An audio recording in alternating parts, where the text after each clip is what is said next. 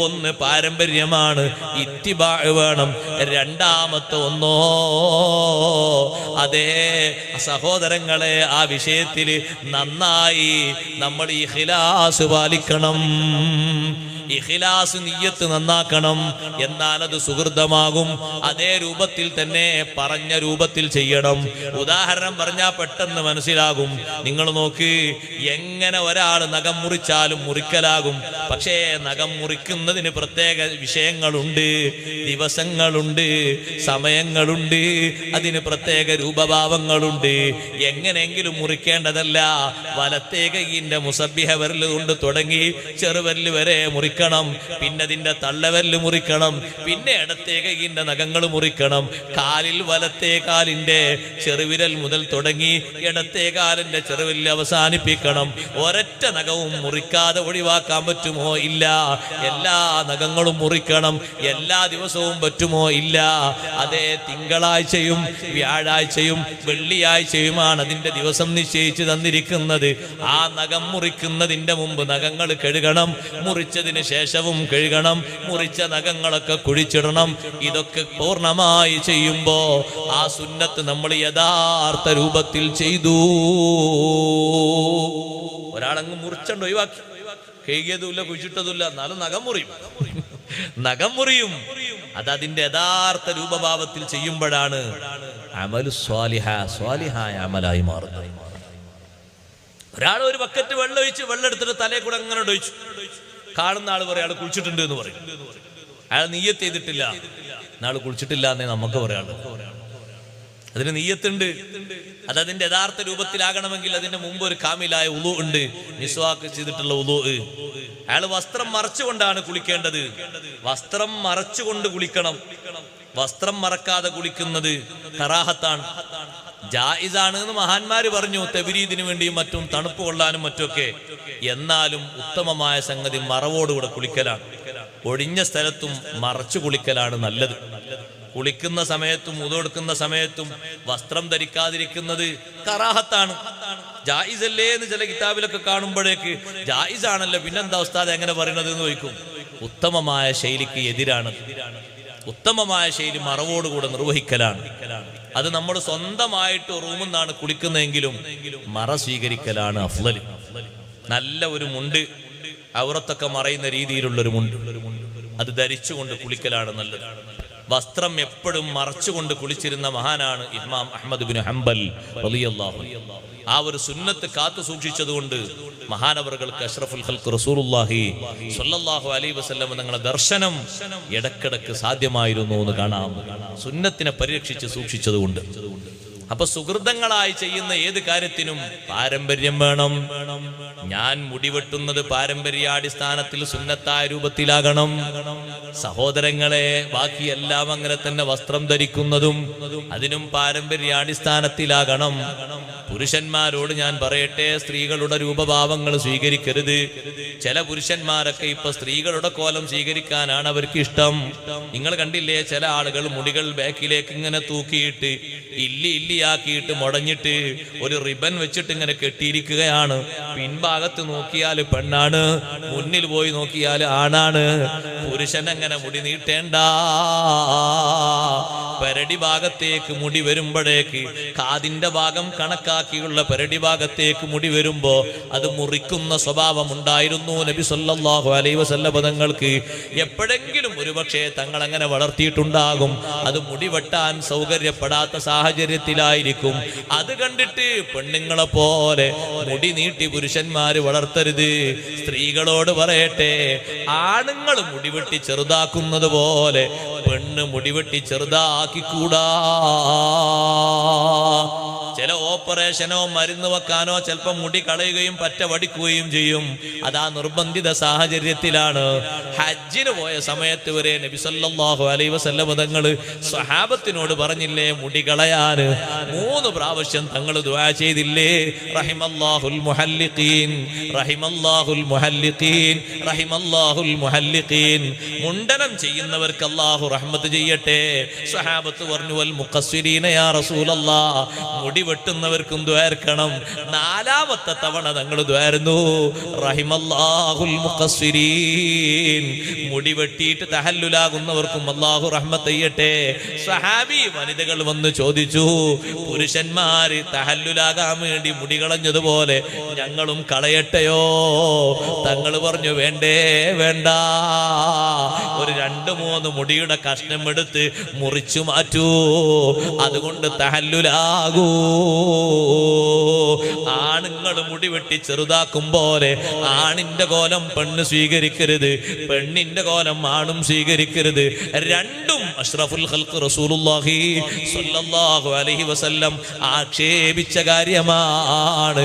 പുരുഷന്റെ വേഷം ധരിക്കുന്ന സ്ത്രീയെയും സ്ത്രീയുടെ വേഷം ധരിക്കുന്ന പുരുഷനെയും അല്ലാഹു ലഅനത്ത് ചെയ്തിട്ടുണ്ട് എന്ന് ഹദീസിലൂടെ തങ്ങൾ പഠിപ്പിച്ചതാണ്. ചെയ്യുന്ന കർമ്മങ്ങൾ ഏതും സുഹൃതങ്ങളാകണം.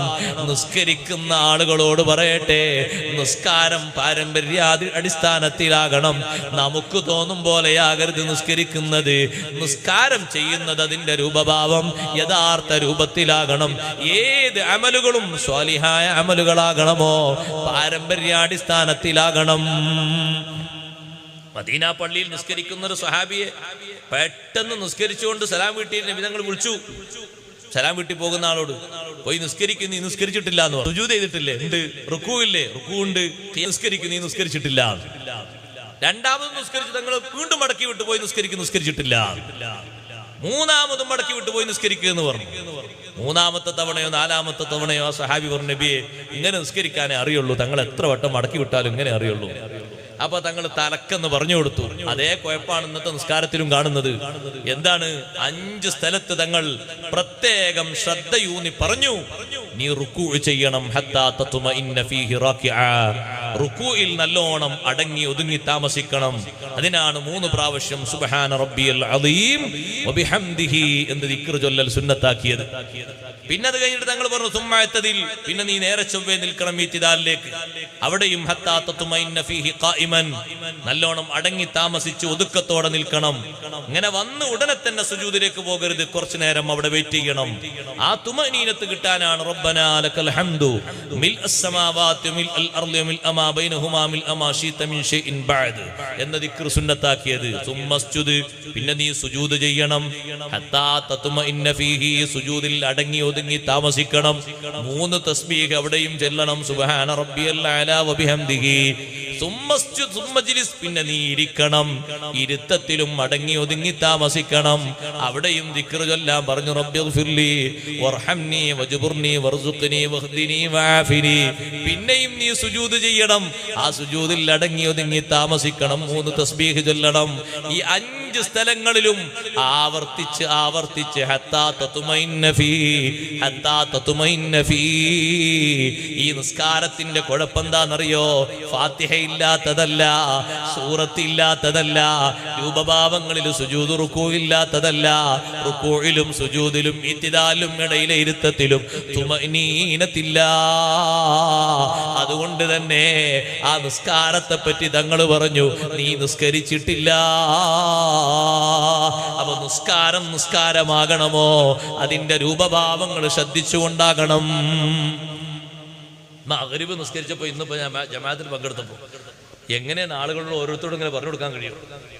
വലിയ പ്രയാസം തോന്നിപ്പോ. ഒരാളുണ്ട് അത്തഹിയാത്തിലുണ്ട് ഒരാൾ ഇങ്ങനെ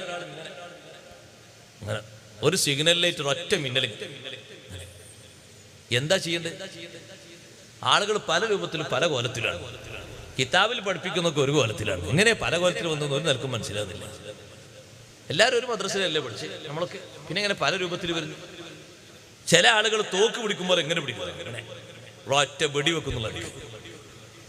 സഹോദരങ്ങളെ, കൈ ഇങ്ങനെ പരത്തി വെച്ച് അത്തഹിയാത്തിന്റെ തുടക്കത്തിൽ തന്നെ 53 കെട്ടിയവനെ പോലെ ഈ കൈ ഇങ്ങനെ മുസബ്ബിഹ് താഴ്ത്തിയിട്ടിട്ട് ഈ തള്ളവരല് അതിനോട് അടുത്തുകൊണ്ട് ഇങ്ങനെ വെക്കണം. പിന്നെ ഇല്ലല്ലാ എന്നുള്ള ഹംസ പറയുമ്പോ ഒന്ന് പതുക്കെ അങ്ങനെ ഉയർത്തണം. ഇങ്ങനെ മേലോട്ടൊന്നായിട്ടല്ല, സുറൂകുറ്റി ഉയർത്തിയ പോലല്ല, ഒന്നിങ്ങനെ പതുക്കെ അതെന്നെ ഒന്ന് താഴ്ത്തിയ രൂപത്തിൽ ഇങ്ങനെ ഉയർത്തണം. ഇങ്ങനെ ലെവലായിട്ടല്ല, ഒന്ന് താഴോട്ട് ഇങ്ങനെ. ഇങ്ങനെയല്ല, ഇങ്ങനെ ശരിക്കും ശ്രദ്ധിക്കുക, ഇങ്ങനെ ഇങ്ങനെ. ഈ ഉയർത്തിയത് ലാസ്റ്റ് സമയം വരെ ഉയർന്നു നിൽക്കണം. സൈനുദ്ദീൻ മഖ്ദൂം റളിയല്ലാഹു അൻഹു പറഞ്ഞു, വസുന്ന ഇദാമത്തു റഫ്ഇഹി വനദ്രിഹി, നോട്ടവും നിത്യമാക്കണം, ഉയർത്തലും നിത്യമാക്കണം, രണ്ടും സുന്നത്താണ് എന്ന് പറഞ്ഞാൽ പൊക്കിയിട്ട് നേരെ താഴത്തത് സിഗ്നൽ ഒന്നല്ലേ ഇത് സിഗ്നലാ? സിഗ്നൽ ഉണ്ടോ? റോഡിലല്ലേ സിഗ്നല്? ഓ, ചില ആൾക്കാർക്ക് ഉയർത്തിപ്പിടിക്കാൻ ഓരോരു ബുഖില്. ആ ഉയർത്തിയത് അങ്ങനെ വെക്കണം. നബി സല്ലല്ലാഹു അലൈഹി വസല്ലം ഉയർത്തി എന്ന് സ്ഥിരപ്പെട്ടു ഹദീസില്, എപ്പോൾ താഴ്ത്തി എന്ന് സ്ഥിരപ്പെട്ടിട്ടില്ല. അതുകൊണ്ട് ഫുഖഹാ സൂക്ഷ്മതയോടെ പഠിപ്പിച്ചു. ഉയർത്തി എന്ന് സ്ഥിരപ്പെട്ടത് കൊണ്ട് ലാസ്റ്റ് സമയം വരെ ഉയർത്തൽ സുന്നത്തുണ്ട്.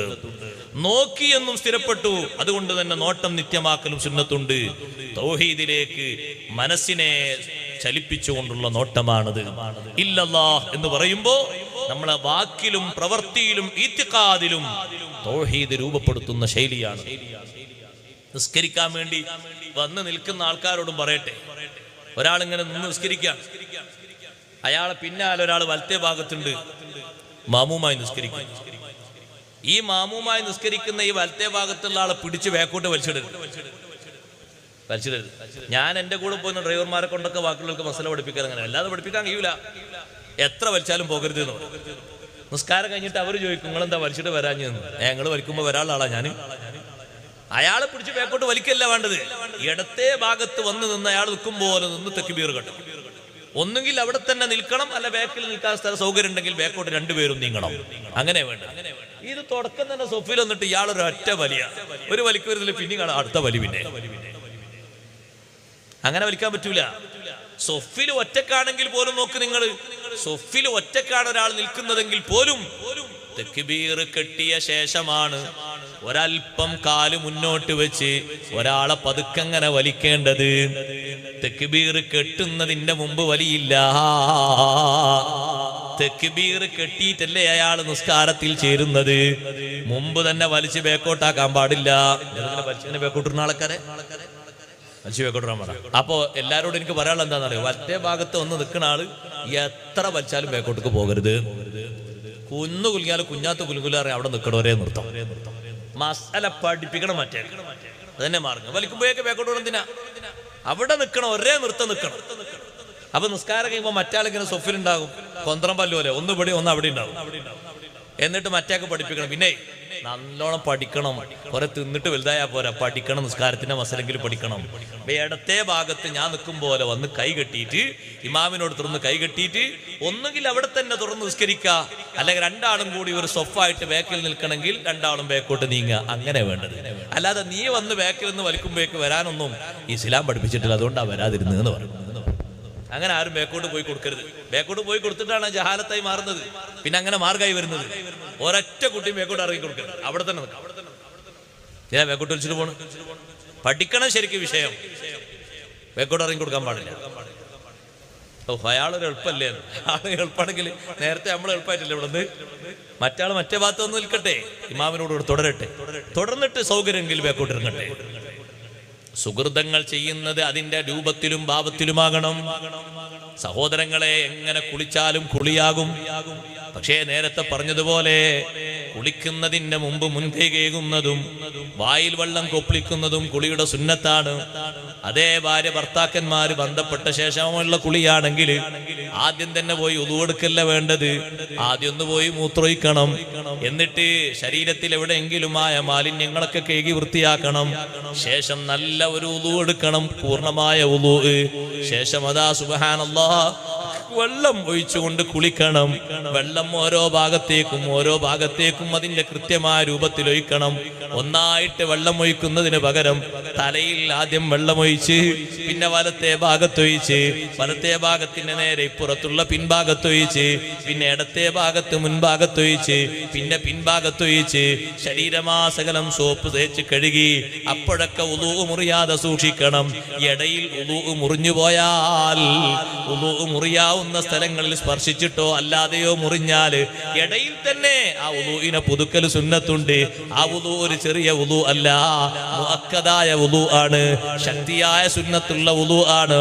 കുളിയുടെ മുമ്പ് വുളൂ എടുക്കാതെ ഒരൊറ്റ കുളിയും മുഹമ്മദുർ റസൂലുള്ളാഹി സ്വല്ലല്ലാഹു അലൈഹി വസല്ലം നിർവഹിച്ചിട്ടില്ലാന്ന് സയ്യിദത്തുനാ ബീവി ആയിഷ റളിയല്ലാഹു അൻഹ റിപ്പോർട്ട് ചെയ്യുന്നു. എല്ലാ സുഹൃതങ്ങളും നമ്മുടെ ജീവിതത്തിൽ വേണം. ഒരൊറ്റ ഒന്നിനെയും ചെറുതായി കാണരുത്. ചെറിയ സൽക്കർമ്മം വരെ വലുതായി അല്ലാഹു പരിഗണിച്ചിട്ടുണ്ടല്ലോ.